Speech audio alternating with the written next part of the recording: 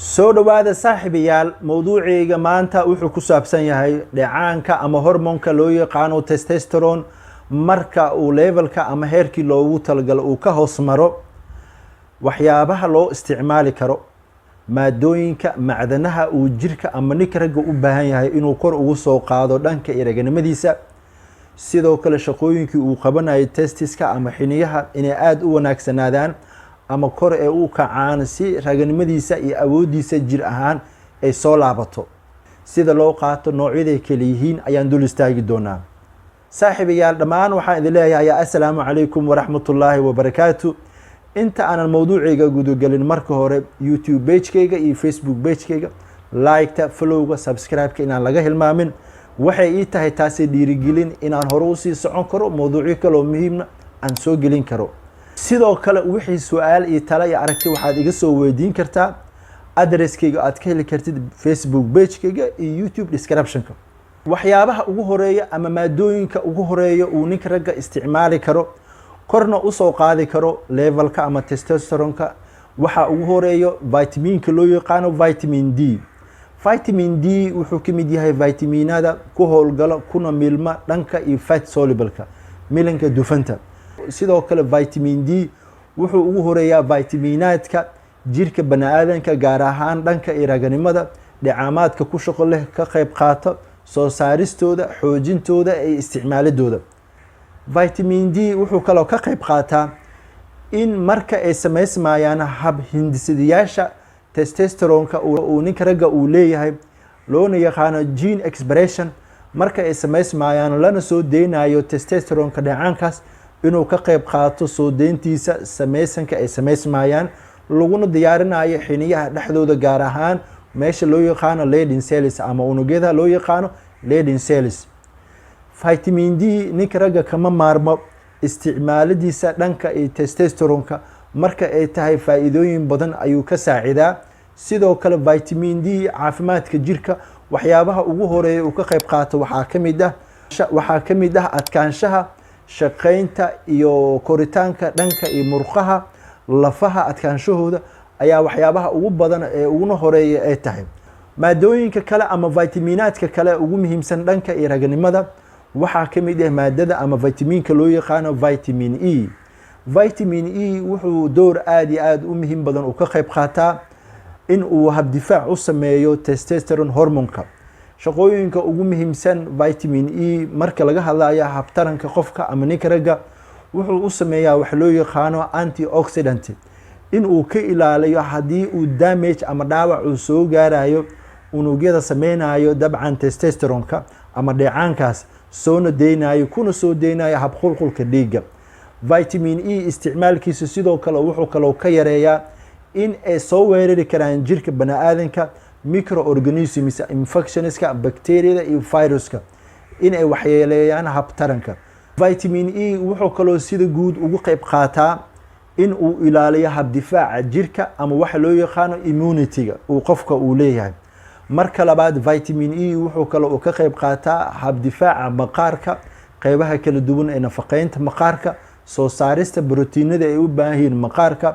vitamin e ninka ragga kama maarma marka laga hadlayo qaybaha kala duwan ee reproductive-ka soo saarista shahwaadka dheecaamaadka qaabilsan wuxuu ku leeyahay dowr aada iyo aada u muhiim badan qofka bani-aadankana in muddaha marka la joogo waxaa habboon inuu isticmaalo vitamin e maadooyinka uu ka samaysan yahay ama sidoo kale marka levelska loogu talagalay ay ka hoos maraan testosteronka ama dhacaanka raganimada ugu muhiimsan waxyaabaha kor usoo qaadi kara ama xoojin kara dhanka iyo caafimaadka testosterone waxaa ka mid ah vitaminka loo yaqaano vitamin a vitamin a waxay sida guud ee ka qayb qaadataa hab aragtida qofka uu leeyahay inay xoojiso unugyada iyo borotiinada aragtida qaabilsan inay soo deyso sidoo kale inay ka qayb qaadato habdifaaca uu qofka uu leeyahay sidoo kale inay door weyn ay ku leedahay habshaqeynta reproductive vitamin a waxay kaloo ay ka qayb qaadataa marka regulation la sameynayo hormoneska qaabilsan dhanka iraganimada gaar ahaan testosteronka luteinizing hormonka iyo follicular stimulating hormonka marka ay qaldan yihiin qaab ahaan soo deyntooda iyo in defect uu ka jiro habka ay u shaqeynayaan ayay waxay samaysaa inay kor u qaado kana shaqaysiiso meelihii loogu talagalay ay gaaraan hormoneskaas, gaar ahaan hormoonka ay ragga u baahayn loo yaqaano testosterone. sidoo kale marka laga hadlayo levelka testosterone, waxyaabaha xoojinayo ama jirka bani'aadanka kor ugu qaadi karo levelkaas inuu aad u wanaagsanaado dhanka raganimada, waxaa ka mid ah maadada loo yaqaano zinc. zinc qofka bani'aadanka gaar ahaan ragga kama maarmaan levelka shaqaynta, howlgalida, shahwaadka, dhacamaadka kontaroolo. zinc waxay ka mid tahay maadooyinka ugu horeeyo. sida guud maadada zinc waxay kontarooshaa, ilaalisaa habdifaaca jirka uu leeyahay, waxayna samaysaa qaab loo yaqaano antioxidant, inay jirka ay ka difaacdo waxyaabaha soo weerari kara microorganismska, gaar ahaan reproductive cellska, unugyada qaabilsan dhanka iyo taranka, xiniyaha ku yaalo, prostateka iyo qaybaha kala duwan ee taranka qaabilsan, inaysan daciifin, shaqooyinkooduna ay aada u xoojiso. sidoo kale zinc waxyaabaha kale uu ka qayb qaato waxaa ka mid ah inuu aada u saramariyo soo deynta dhacaanka loo yaqaano testosterone. sidoo kale zinc wuxuu kale uu ka qayb qaataa inuu xoojiyo uuna aada u adkeeyo shaqayntii uu qabanayo prostate galaanka, kaasoo aan ognahay inuu ka qayb qaato soona daayo waxyaabo lagu nafaqeeyo dhanka iyo shahwaadka ragga. sidoo kale maadada zinc gaar ahaan ragga waxay ka ilaalisaa in prostate galaanka ama qanjirka ragga ku yaalo, kaasoo uu noqon karo enlargement inuu aada u weynaado. waxay kaloo aada u kordhisaa shaqooyinkiisa iyo macdanihii uu soo deynayo. vitamin zinc ninka ragga kama maarmo, waxaa loo baahan yahay in muddaha marka uu joogo inuu supplementary ahaan u qaato, isticmaali karana. sidoo kale zingiga waxaa lagu sheegaa inuu ka mid yahay maadooyinka ama macdanaha kor u qaadi karo sperma countiga, habka ama cufnaanta ee spermaha ama shahwaadka ee leedahay, qaab ahaan nooceeda inuu aada u wanaagsanaado, tiradeeda iyo tayadeeda inay noqoto mid aada u sareyso. sida guud maadooyinkan aan ka soo hadalnay iyo inta noo dhiman, qofka ninka ragga wuxuu u qaadan karaa ayagoo isku jiro maadooyinkan iyo in kale anfici karana reproductive healthiga, dhanka iyo raganimadiisa, soo deynta shahwaadka, howlgalida iyo kor u qaadista dhacaanka testosterone. in muddaha marka uu joogo ninka ragga waxaa u baahan jirkiisa inuu isticmaalo maadooyinkan aan ka soo hadalnay iyo kuwa noo dhiman, kuwaasoo awood ahaan, jir ahaan, caafimaad ahaan kor u qaadi karo dhanka iyo raganimadiisa. sidoo kale maadada loo yaqaano magnesium waxay ka mid tahay maadooyinka saacida dhanka iyo taranka. maadada magnesium waxay had iyo jeer ee ka saacidaa dhanka iyo taranka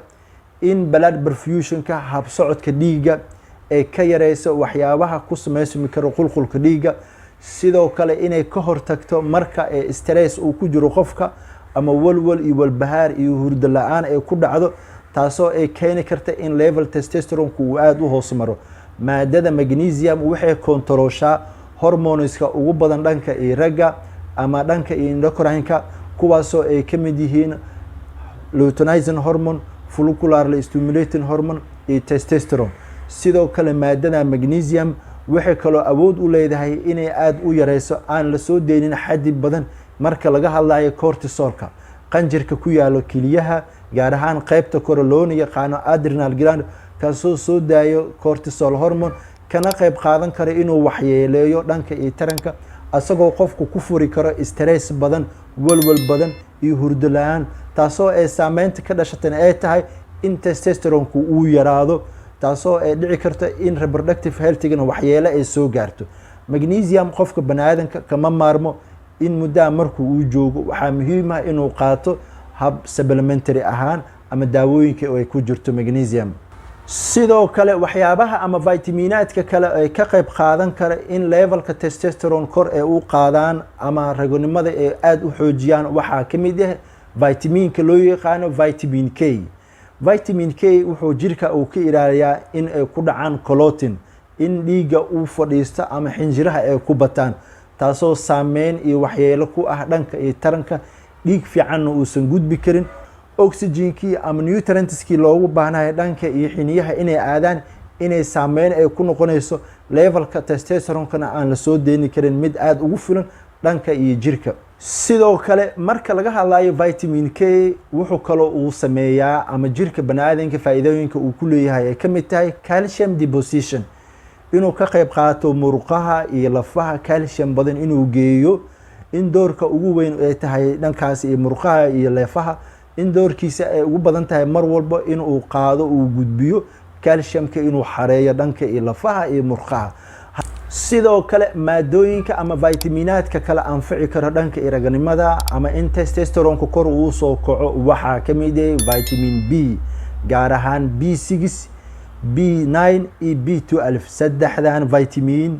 waxay door aad iyo aad ugu muhiimsan ee ka qayb qaadan karaan dhanka fertility-ga shahwaadka soo deentooda hormoneska shahwaadka qaabilsan inay kor u maraan ama kor sare maraan sidoo kale in ay ka qayb qaataan in RBC-ga ama hemoglobin levelka mar walba uu aad u sare maro vitamin B6 B12 iyo B9 waxay hadii jeer aad u xoojiyaan qaybaha kala duwan ee hemoglobinka vitamin B6 B12 iyo B9 waxay door aad iyo aad u weyn ay ku leeyihiin inay xoojiyaan testosterone-ka marka la sameynayo sidoo kale soo deentiisa qaybaha kala duwan ee dhiigga markuu uu marayo inuu gaaro qaybihii loogu talagalay hor si gaara vitamin B12 iyo B9 waxay kaloo ka qayb qaataan soo deenta shaqagelinta habsocodka hemoglobin marka la sameynayo RBC-ga ama hemoglobinka qofku ku jiro xaddi badan iyo in ku filan in la soo daayo taasoo ka dhigan in oxygen badan uu qofka uu heli karo lana soo deeni karo testosterone aad u filan kana howlgali kara qaybaha kala duwan ee jirka sida guud qaybahan macdanaha iyo maadooyinka ama vitaminaadka aan ka soo hadalnay vitamin D vitamin E vitamin A vitamin K macdanta loo yaqaano magnesium sidoo kale maadada zinc iyo vitaminada B gaar ahaan B6 B9 iyo B12 karaga wuxuu uu sameyn karaa ayagoo isku jiro inuu u qaato as tablet ahaan wadi kara ama uu isticmaali kara in ku dhow 4 bilood taasoo keeni karta isbedel dhanka iraganimada korna u qaadi karta dhanka iyo shahwaadka soo deentiisa soo saarista iyo in la soo daayo shahwo ku filan taasoo quality iyo quantity ahaana u anfacaysa dhanka iraganimada isku jirka maadooyinkan ay isku jiraan inta badan waa la helaa wuxuuna uu qofka uu ka qaadan karaa maalinkii hal xabo asagoo wadi kara ilaa iyo 4 bilood ama in ku siman ilaa iyo 4 bilood taasoo ka dhigan tahay isbedel dhanka caafimaadka iraganimada inuu qofku uu dareemi doono anigoo ah Dr. Maxamed Liiban Maxamed halkan ayaan ku soo gabagabeynaa waxaan idin leeyahay wassalaamu calaykum waraxmatullaahi wabarakaatuh